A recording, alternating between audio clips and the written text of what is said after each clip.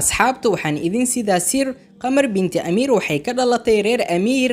qamar lama gaaro waa qof leh damiir, taageerayaasheeda aad bay u soo dhawaysaa maba baran kibir, cunkarinteedu macaanaa bal youtube-keeda ku biir. horumarka ay samaysay waxay ku gaartay waxqabad, waalidiinteeda baa u duceeyey, waa gabar baaryad, qof walba way garab istaagtaa ma ahan xasad. soomaali badan bay cuno soo bartay oo ahaan jiray cuno barad, taasi ayaana qamar u ah farxad.